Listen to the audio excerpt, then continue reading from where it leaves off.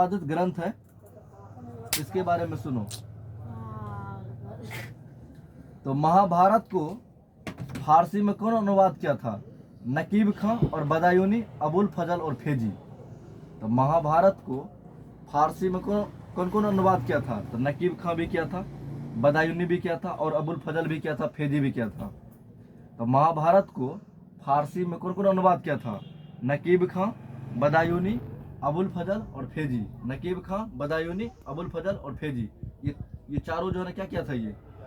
ये महाभारत को फारसी में अनुवाद करके ले गया, ठीक है। और रामायण को कौन अनुवाद किया? बदायूनी और नकीब खां। बदायूनी और नकीब खां, बदायूनी और नकीब खां।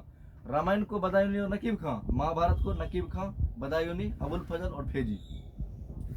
अथर्ववेद को कौन अनुवाद किया था?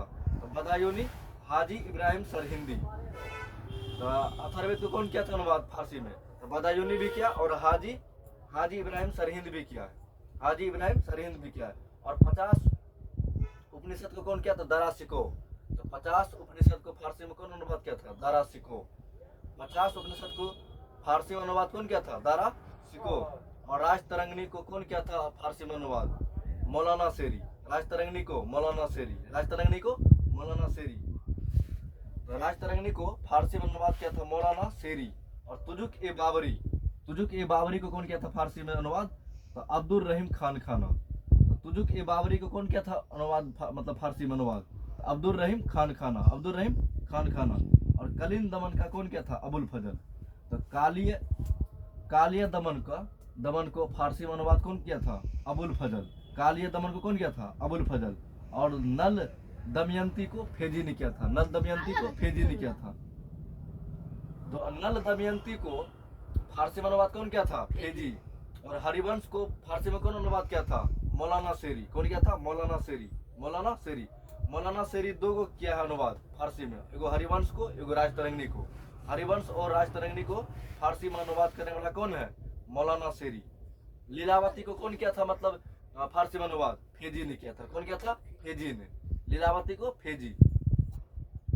लीलावती को किया था फेजी। लीलावती को फारसी में कौन किया था?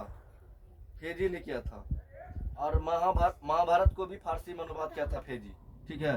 और मतलब नल दमयंती को भी किया था, लीलावती को भी किया था।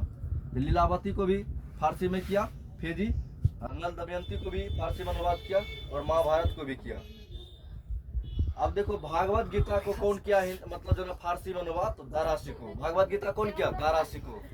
तो भागवत गीता को फारसी में अनुवाद कौन किया? दारा शिकोह। और योग वशिष्ठ को दारा शिकोह। योग वशिष्ठ को भी दारा शिकोह। योग वशिष्ठ को दारा शिकोह।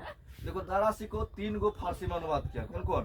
देखो भागवत गीता को भी किया फारसी में अनुवाद, और ये योग वशिष्ठ को भी किया, और 50 उपनिषद को भी किया। योग वशिष्ठ, भागवत गीता और 50 उपनिषद को कौन किया फारसी में अनुवाद? दारा शिकोह, ठीक है। अब हिंदी ग्रंथ है, तो हिंदी ग्रंथ को कौन कौन मतलब जो ना क्या था? रामचरितमानस कौन लिखा? तुलसीदास। रामचरितमानस तुलसीदास। और सूरसागर कौन लिखा? सूरदास। सूरदास। सुंदर श्रृंगार तो सुंदर कबीराय ने लिखा। कौन लिखा? सुंदर कबीराय ने लिखा। और कविंद्र कल्पतरु, ये कविंद्र आचार्य ने लिखा। कौन लिखा? कविंद्र आचार्य। और रसिक प्रिया कौन लिखा? तो केशव दास ने लिखा। तो रसिक प्रिया कौन लिखा? केशव दास। तो रसिक प्रिया का लेखक केशव दास, रसिक प्रिया का केशव दास। और विनय पत्रिका का तुलसीदास। तो तुलसीदास 2 गो बुक का, रामचरितमानस और विनय पत्रिका। तो तुलसीदास का मतलब क्या बुक? एगो रामचरितमानस और विनय पत्रिका। अब है प्रेम वाटिका कौन लिखा? तो रसखान ने लिखा। तो प्रेम वाटिका कौन लिखा? रसखान। और कविता रत्नाकर कौन लिखा? सेनापति। कविता रत्नाकर कौन लिखा? सेनापति। और कवि प्रिया केशवदास। अलंकार मंजरी केशवदास। तो केशवदास देखो कौन कौन बुक लिखा? कवि प्रिया, अलंकार मंजरी और रसिक प्रिया, कवि प्रिया और अलंकार मंजरी, 3 गो बुक लिखा है केशवदास, ठीक है। और ये संस्कृत ग्रंथ है। तो अकबर शाही कौन लिखा? पदम सुंदर। अकबर शाही पदम सुंदर। और भानुचंद चरित्र कौन लिखा? तो सिद्धचंद उपाध्याय ने लिखा। कौन लिखा? सिद्धचंद उपाध्याय ने लिखा, ठीक है। और गंगा लहरी जगन्नाथ पंडित ने लिखा। गंगा लहरी कौन लिखा? जगन्नाथ पंडित। गंगा लहरी जगन्नाथ पंडित।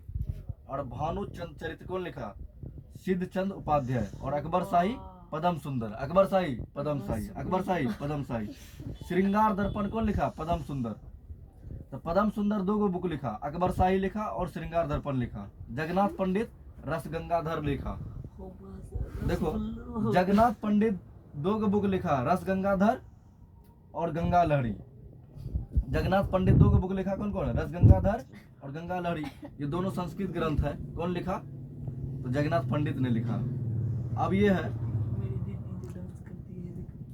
मुगल साम्राज्य के पतनोपरांत उदित नवीन राज्य के उनके संस्थापक और लेखक है। संस्थापक है जैसे अवध के संस्थापक कौन था? सादत खां। अवध के संस्थापक सादत खां। और बंगाल का मुर्शिद कुली खां, बंगाल का मुर्शिद कुली खां। मैसूर का हैदर अली। हैदराबाद का चिनकिलीज खां। हैदराबाद का कौन था संस्थापक? चिनकिलीज खां। और कर्नाटक का सादतुल्ला, कर्नाटक का सादतुल्ला। और रोहिलखंड का वीर दाऊद। और भरतपुर का कौन है? चुरामन बदन सिंह। चुरामन और बदन सिंह। भरतपुर का चुरामन और